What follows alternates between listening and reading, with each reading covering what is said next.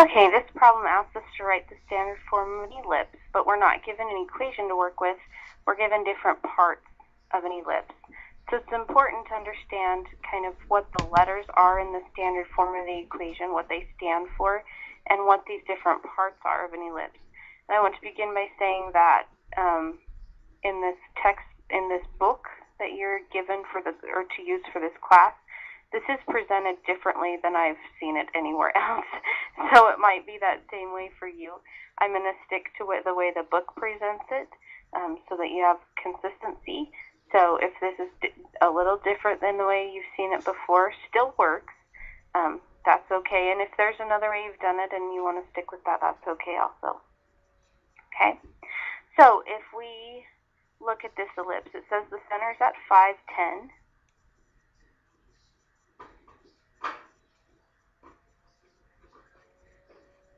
Which I will try to place on the graph. Okay? So we have different parts for an ellipse. Okay, one part is the center. So over here, let me draw just a basic picture of an ellipse, which is really ugly.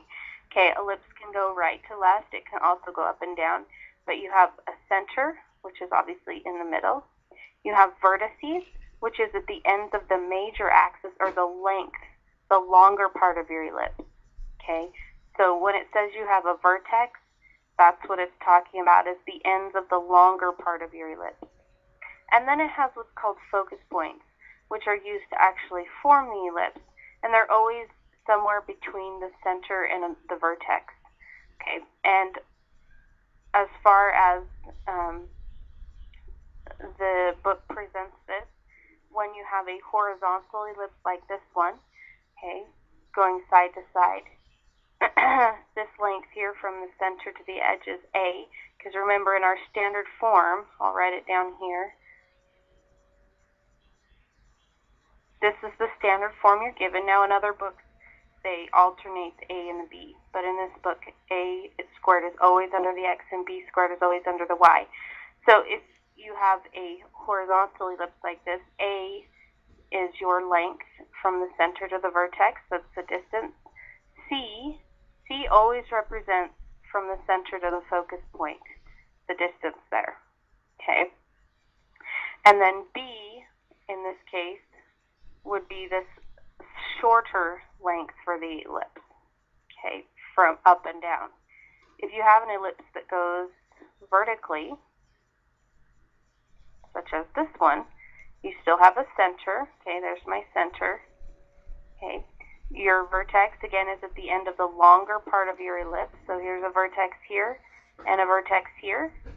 Since this is a vertical ellipse, this value from the center to the vertex is going to be the length B, because notice that B is under the Y values, and Y values are our vertical change. C, let's say this is our focus point here. C, again, is the distance from the center to the focus point, okay? And then A would be this distance from the center to the left side of the ellipse and the center to the right side of the ellipse. So if we're graphing this ellipse they've given us, the center is 510.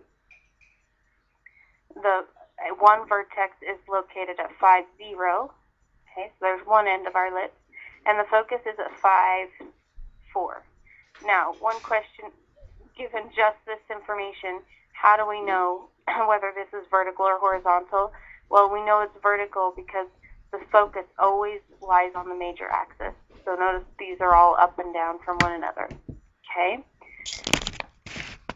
When you're writing the standard form of an ellipse, you need three things. You need to know the center, which, awesome, they gave that to us. You need to know A, and you need to know B. So let's look. They gave us the center was at 510. So where does that go in our equation? It's our H and our K.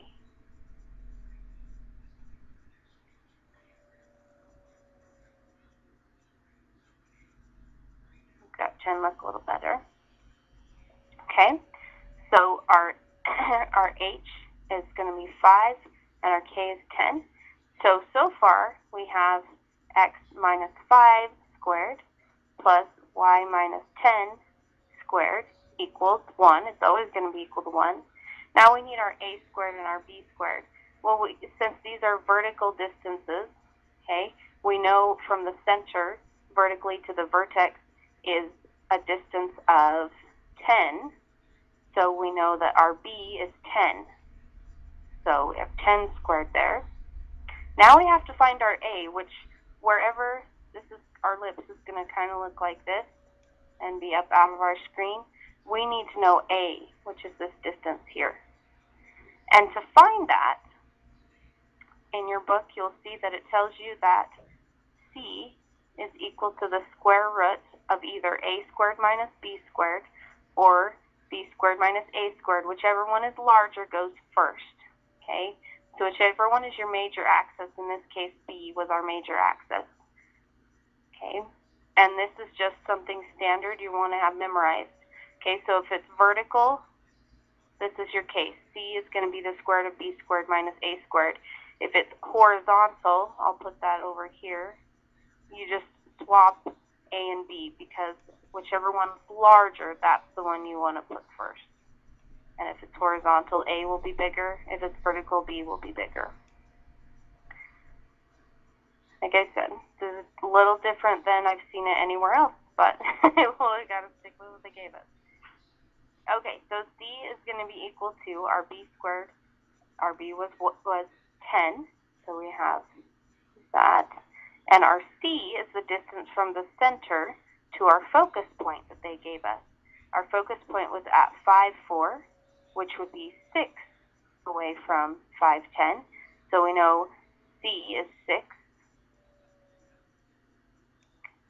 If we square both sides, we get 36 is equal to 100 minus a squared. We subtract 100 from both sides. We get negative 64 is equal to negative a squared. So a squared is equal to 64, and a is equal to 8. So in our equation over here, we go in and put an 8 squared. So the standard form of our equation is x minus 5 squared over 64 plus y minus 10 squared over 100 is equal to 1. That is the standard form for the ellipse with a center at 5, 10, vertex at 5, 0, and focus at 5, 4. We're going to do one more example, and the next example will be horizontal rather than vertical.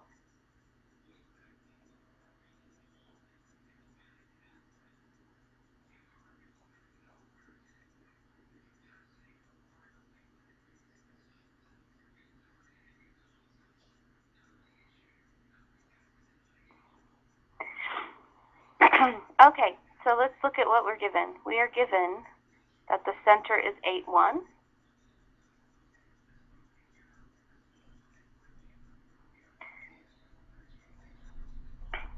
We're given that we have a focus point at 4, 1. And we have a vertex at 3, 1. And we're asked to put it in standard form.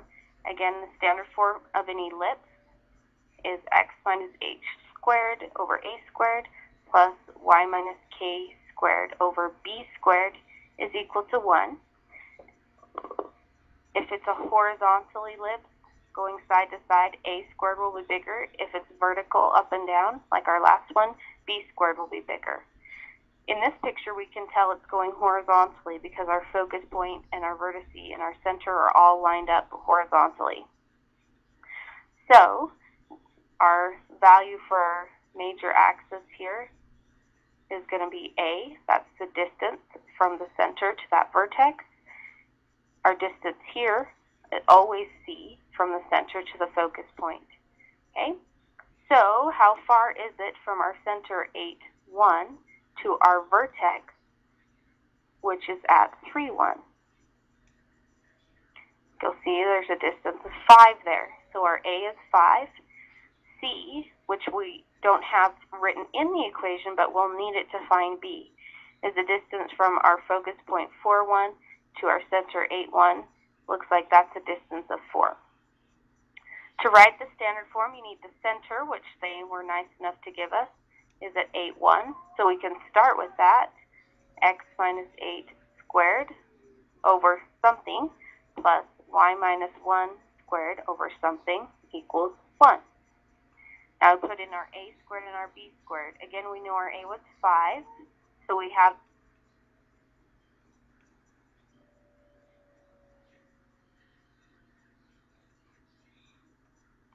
now we have to find our b.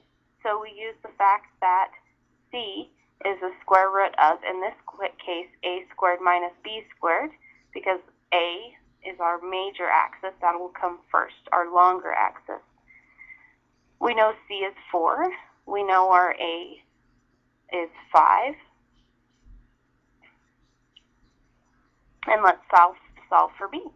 So if we square both sides, get rid of that root, we have 16 equals, our 5 squared we had there would be 25. We subtract 25 from both sides.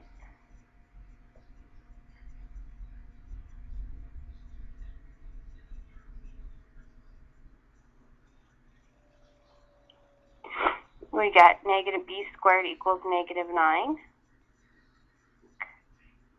So we get, move it over here, 9 equals b squared. We take the square root of both sides, we get that b is 3. So we can put that in our equation over here. And what that would mean for our ellipse is that from the center, we go up 3 units and down 3 units to form the rest of our ellipse. Okay, so that's basically what our ellipse would end up looking like. We want to finish that off to write it in standard form. We have x minus 8 squared over 25, 5 squared is 25, over y minus 1 squared, or excuse me, plus y minus 1 squared over 9 is equal to 1.